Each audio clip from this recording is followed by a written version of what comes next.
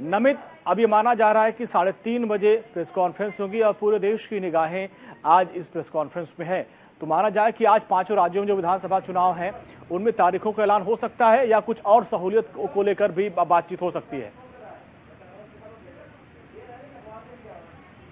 देखिए अंजलि, दो बातों पर संशय अभी भी बरकरार है, क्योंकि ये तो मुकर्रर हो गया है कि 3:30 बजे जो है प्रेस कॉन्फ्रेंस चुनाव आयोग करेगा, लेकिन क्या चुनावों की तारीखों का ऐलान अभी किया जाएगा या फिर चुनावों की तारीखों को बाद के लिए टाला जाएगा? ये दो बड़े सवाल हैं जिसका जवाब 3:30 बजे ही मिल पाएगा। और अगर चुनावों की तारीखों का ऐलान हो जाता है और उसमें ये डिसाइड किया जाता है कि नामांकन कब से कब तक होगा, चुनाव का परिणाम कब होगा, चुनाव कितने फेज में होगा, उसके बाद पार्टियों पर जिम्मेवारी आएगी। और क्योंकि इसके साथ साथ चुनाव आयोग जो एसओपी है नई चुनाव को लेकर, प्रचार प्रसार को लेकर, वो भी जारी करेगा कि आखिर क्या तमाम जो रैलियां हैं, प्रचार प्रसार है, वो वर्चुअली रूप से किया जाएगा। और अगर ऐसा होता है तो पार्टी के सामने अब चुनौती होगी कि पार्टी के जो लोकल स्तर पर कार्यकर्ता हैं वो कैसे वहां पर पार्टी का प्रचार प्रसार करेंगे, जो पार्टी की योजनाएं हैं उनको सोशल मीडिया के प्लेटफॉर्म से कैसे लोगों को और जन जन तक अपनी पार्टी की योजनाओं को पहुंचाया जाएगा और अपनी पार्टी का प्रचार प्रसार किया जाएगा। और इसको लेकर तमाम जो राजनीतिक बड़ी पार्टियां हैं वो अपने लोकल कार्यकर्ताओं को एक मूल मंत्र देंगी कि आप कोरोना की नई गाइडलाइंस है,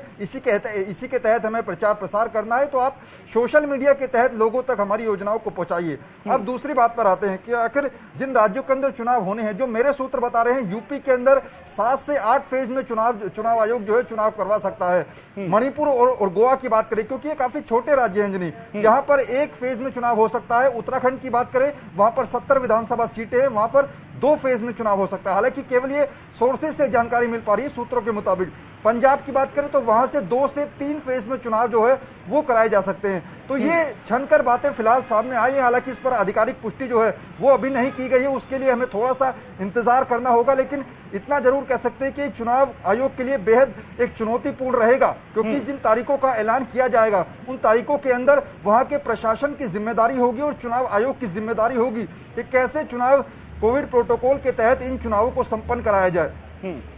ठीक है, बाकी भी सहयोगी हमारे साथ लगातार बने हुए हैं और उनसे हम चर्चा कर रहे हैं कि अगर आज चुनाव आयोग तारीखों का ऐलान कर दे तो कितने तैयार हैं ये राज्य। नीरज और कुलवीर हमारे साथ लगातार बने हुए हैं। नीरज, लगातार हम लोग चर्चा भी करें कि यूपी सबसे बड़ा राज्य है और जैसा कि अभी उत्तराखंड में ये बात सामने आई कि वहां पर एसओपी जारी की गई कि 16 तारीख तक सभी चुनावी रैलियां, सभाएं, उस पर रोक लगा दी गई है। तो अब जो चुनाव आयोग आज प्रेस कॉन्फ्रेंस करने वाला है, ये माना जा रहा है कि चुनाव की तारीखों का ऐलान तो होगा लेकिन कड़ी पाबंदियों के बीच। नीरज जी हाँ, देखिए उत्तर प्रदेश की जो स्थिति है वो अन्य राज्यों से अलग है। देखिए उत्तर प्रदेश की जो स्थिति है वो अन्य राज्यों से अलग है। उत्तर प्रदेश में 403 विधानसभा सीट है, 55, तो ये एक बहुत बड़ी संख्या होती है। अगर हम बात करें अन्य जो 4 राज्यों में चुनाव है उनको लेकर एक बहुत बड़ी संख्या है, तो लिहाजा चुनाव आयोग की जिम्मेदारी भी बहुत अधिक बढ़ जाती है। और यहाँ पर जो कोरोना का संक्रमण है वो भी किस तरह से फैल रहा है वो किसी से छुपा नहीं है। लगातार वो संक्रमण बढ़ता जा रहा है। राजधानी लखनऊ से लेकर जो छोटे मोटे जिले हैं वहां तक ये संक्रमण फैल रहा है। तो अब आने वाला चुनाव किस तरह से कराया जाएगा, किस तरह की जो गाइडलाइंस है वो होंगी और इसके अलावा किस तरह की नई पाबंदियां लगाई जाएंगी वो बहुत इंपॉर्टेंट है। क्योंकि अगर इस चुनाव में तमाम लोग संक्रमित हो गए, अगर हम रैलियों की बात करें, जो बड़े दल हैं उन्होंने अपनी बड़ी रैलियां तो स्थगित कर दी है, लेकिन छोटे पैमाने पे छोटी छोटी। नीरज, आपको याद होगा जब पंचायत चुनाव हुआ था, क्योंकि हम लोग उस वक्त गांव में ही थे, चुनाव के बाद जो चुनाव में ड्यूटी में कर्मचारी लगाए गए थे, बड़ी संख्या में लोग कोविड के चपेट में आए थे और कई लोगों की मौत भी हो गई थी। वो भी आंकड़े हमारे पास हैं, उसको भी ध्यान में रखेगा चुनाव आयोग।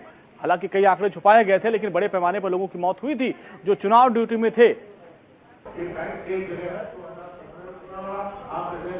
जी हाँ, बिल्कुल। देखिए मैं वही बात कर रहा हूँ, जो बड़ी रैलियां हैं वो तो स्थगित हो गई हैं, लेकिन जो छोटी छोटी जगहों पर नुक्कड़ सभाएं या जो छोटे कार्यक्रम रखे जाते हैं जो लोकल लीडर्स के द्वारा, वहां पर 500,000 की भीड़ होती है। तो ये भीड़ भी काफी है। अगर उसमें से 10 आदमी भी संक्रमित हैं तो वो सभी को वो कोरोना संक्रमित कर सकते हैं। ये एक बहुत इंपॉर्टेंट है। अगर आप बड़ी रैली स्थगित कर देंगे और छोटी छोटी जो जनसभाएं हैं वो अगर जारी रहेंगी तो कोरोना का संक्रमण इसी तरह बढ़ता रहेगा और लिहाजा लिहाजा ये स्थिति भी आने वाले वक्त में आ सकती है कि अगर चुनाव आयोग ने तारीखें भी घोषित कर दी और स्थिति अगर कोरोना की पिछले बार की तरह अगर बेकाबू हो गई तो उसे बदलना भी पड़ सकता है। तो इस समय बहुत ज्यादा केयर करने की जरूरत है कि आम आदमी अगर सुरक्षित रहेगा तभी वो लोकतंत्र के इस कुलवीर आपके पास आएगा, कुलवीर आपके पास आएंगे। यूपी का उदाहरण मेरे पास है, क्योंकि उस वक्त मैं खुद यूपी में था जब पंचायत चुनाव हो रहे थे।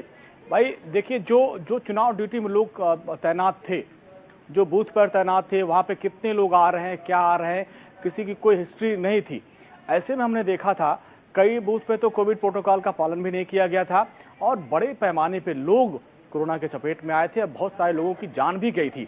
तो एक बड़ा चैलेंज ये भी होगा कि जो हमारे चुनाव अधिकारी हैं, जो चुनाव कराने वाली टीम है, उनको सुरक्षित किया जाए, सुरक्षित मतदान कराया जाए। ये बड़ी चुनौती होगी। कुलवीर देखिए, बिल्कुल वो तमाम जो पैरामीटर्स हैं उनका ध्यान रखा जाएगा और तमाम इस तरह की व्यवस्था की जाएगी जिससे न केवल जो स्टाफ है, जो पोलिंग स्टाफ होगा वो सुरक्षित रहे, बल्कि मतदाता भी जो है वो सुरक्षित रहे।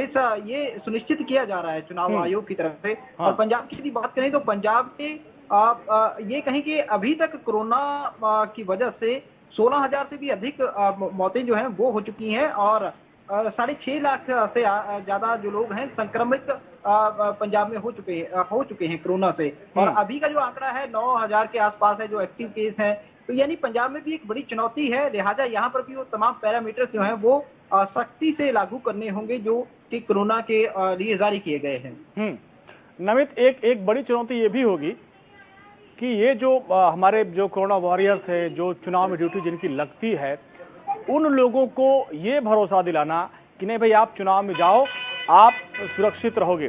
क्योंकि पिछली बार हमने देखा था पंचायत चुनाव में जो आंकड़े आए थे वो काफ़ी चौंकाने वाले थे। मैक्सिमम बूथ पे जो लोग तैनात थे वो कोरोना की चपेट में आए थे, बहुत सारे लोगों की मौत भी हो गई थी। तो एक दिल में डर है, क्योंकि मैं इंडिविजुअल लोगों से बात भी किया था तो लोग डर रहे थे, लेकिन उनको एक डंडे का डर था कि भाई हमारी मजबूरी है, ड्यूटी पर हमको जाना पड़ेगा। तो ऐसे में उनको भरोसे में लेना और चुनाव ड्यूटी पे लगाना, ये भी एक बड़ी चुनौती होगी।